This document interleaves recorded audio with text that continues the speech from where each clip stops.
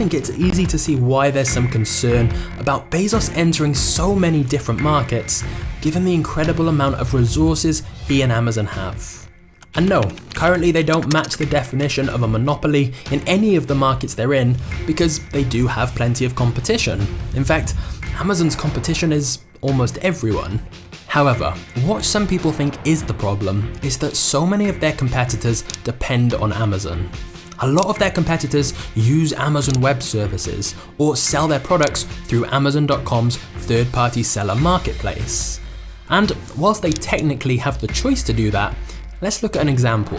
Many book publishers have had negotiations with Amazon over ebook pricing, to which Amazon can essentially dictate the price they want.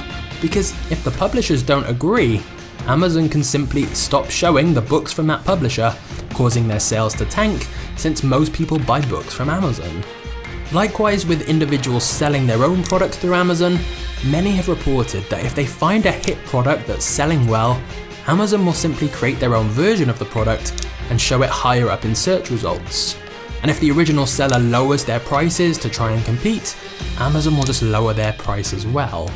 In fact, for many years, Amazon prioritized growth over profit and have a track record of temporarily making a loss on items in order to be cheaper than competitors. So competitors go out of business, and then Amazon can re-raise their prices if they want. And whilst this can be harsh, it's nothing new. Some economists would say it's simply good business. But others may say Amazon being both a platform and a retailer that sells through that same platform is a dangerous conflict of interests, and that the anti-competitive tactics used by Amazon are cause for concern. We're going to price products competitively, and if that means on that product that we lose money, that's okay. And of course, given Amazon's seemingly infinite resources and connections, it's not exactly unrealistic to imagine that Amazon's dominance in almost every market is going to keep growing and growing until Jeff Bezos essentially wins capitalism.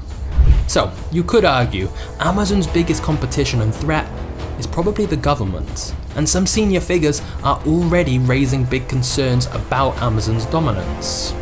Technically, Amazon don't violate any antitrust laws right now, but that's partly because their tactics hurt other businesses, not customers. In fact, Amazon's leverage over its competitors is mostly leading to lower prices for the end consumer. So it raises the interesting question of whether Amazon's continued growth is a good thing. Some people would say if Amazon keep innovating, keep lowering prices, keep improving delivery speeds, then that's what matters. After all, they are renowned for incredible customer service and putting the consumer first. But some other people would say, at what cost? Are their employees being treated fairly to achieve those great results? And if independent stores can't compete, does that hurt our communities and small business owners? Especially when you consider Amazon get massive tax breaks for their innovative programs, which small businesses simply can't compete with. Additionally, some people argue that the vast amount of data Amazon has on everyone, from all these different companies and products they have, allows them to understand consumers in a way that most companies simply can't, which will allow Amazon to continually stay ahead of the game. And finally, in even more extreme cases, some people would argue we should all be wary of trusting Amazon at all.